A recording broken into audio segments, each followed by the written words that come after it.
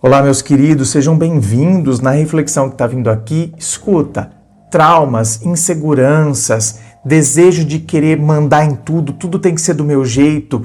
Como que está ligado uma coisa numa outra? O que será que é causa? O que será que causa um? O que será que causa o outro? Como que a gente pode entender isso e como se livrar disso? Vamos acompanhar? Roda a vinheta.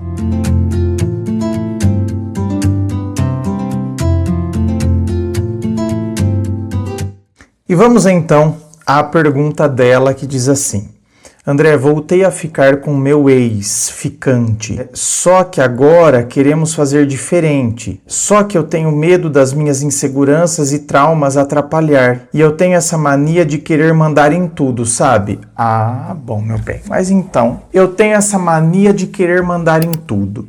Veja bem, gente, olha como, por isso que a análise comportamental, a análise da EP, a estrutura de pensamento, é formidável. Olha só, por que eu tenho essa mania de querer mandar em tudo? Qual é a explicação de quem tem a mania de querer mandar em tudo? A pessoa que quer mandar em tudo é uma pessoa controladora.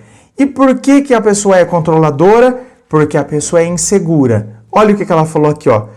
Tenho medo das minhas inseguranças e traumas. Vocês estão vendo? Se você, minha querida, trabalha as suas inseguranças, os seus traumas, automaticamente a consequência, o efeito colateral dessas inseguranças e desses traumas é o querer mandar em tudo. Então, eu vou parar de mandar em tudo quando isso eu entendo que é o efeito, é a consequência de uma causa. Qual é a causa? Essas inseguranças e esses traumas. Vocês estão entendendo a importância do processo terapêutico? Estão percebendo a importância de uma terapia, de um atendimento online? Quantos são os casos dos atendimentos online que eu faço aqui, onde eu vou mergulhando com a pessoa e a gente chega na causa, e aí quando a gente resolve a causa, esses efeitos, eles também vão embora. Por quê? Porque esse efeito era consequência dessa causa. Então, minha querida, olha só, eu quero mandar em tudo. Eu sou controladora, eu quero ter o controle por causa da minha insegurança. Agora, aí é que tá.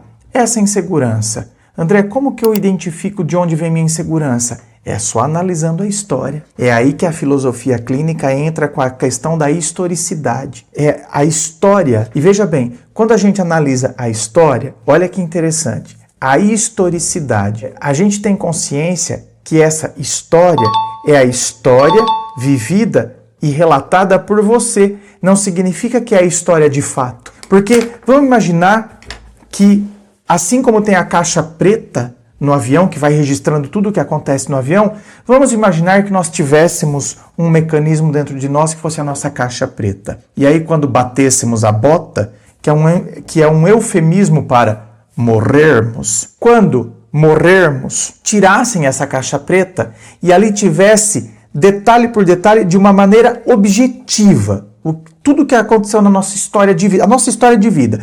Aconteceu isso, assim, assado. Os detalhes técnicos ali, objetivos. Você concorda que muitas vezes o relato do que você relata, de como é a sua história, do que você viveu, e muitas vezes vai diferir do que está lá de maneira objetiva. Porque a interpretação que você fez daquele fato, ou o que aquele fato representou para você, é muito distinto do que o fato em si. O fato em si é aquele, mas o jeito que você interpretou, o jeito que aquilo te atingiu, como você sentiu aquilo na sua história, é diferente. Então, assim, quando a gente mergulha nessa sua historicidade, não é a historicidade de maneira objetiva, mas a historicidade como você percebe, da sua história.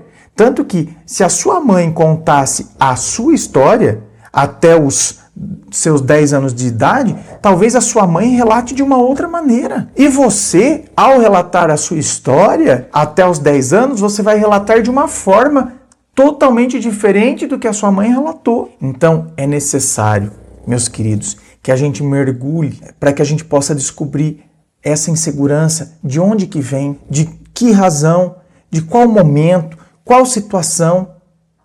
Esses traumas que você cita aqui, né, minhas inseguranças e meus traumas, eles foram causados, sabe, a partir do que?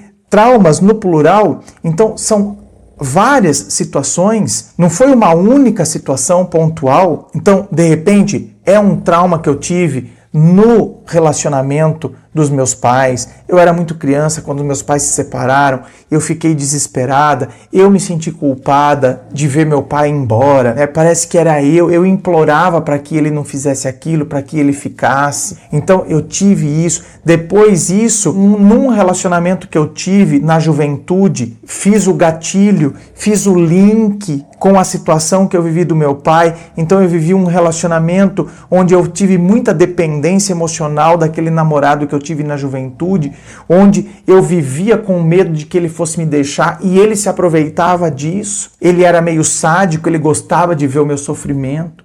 Então, tá vendo? Às vezes nós temos uma junção. Eu já tinha um trauma e aí eu tenho um relacionamento onde essa pessoa percebe a minha fragilidade e se alimenta dela. Então, onde eu tinha um trauma, agora eu tenho uma junção, onde uma situação atual faz o link com a situação passada. Então, quando eu começo a resolver essas coisas, aí então essa situação, que eu acho que é a situação que está me incomodando, eu querer mandar em tudo, tudo tem que ser do jeito que eu quero.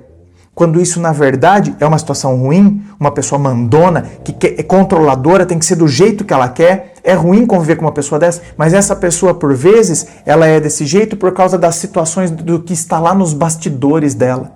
Então você, minha querida, você tem que abrir os seus bastidores para alguém, para um profissional te ajudar a organizar esses bastidores. Quando organiza isso, essa situação que está aqui na frente, ela some. Sumindo essa situação, você vai se sentir muito melhor e, claro, né, quando as inseguranças forem embora, automaticamente vem o quê? A confiança. E quando eu tenho confiança em mim, eu não preciso querer controlar tudo. Eu entendo que cada um tem um jeito, cada um age de uma maneira e tá tudo bem. Eu não preciso estar no controle, porque parece que eu tenho que mandar e estar no controle para como se eu tivesse que evitar conflitos, inseguranças. Então por isso que todo mundo tem que seguir a minha vontade, a minha regra. Meus amores, é sempre um desafio, mas que vale muito a pena. Inscreva-se, fico aqui aguardando a sua inscrição.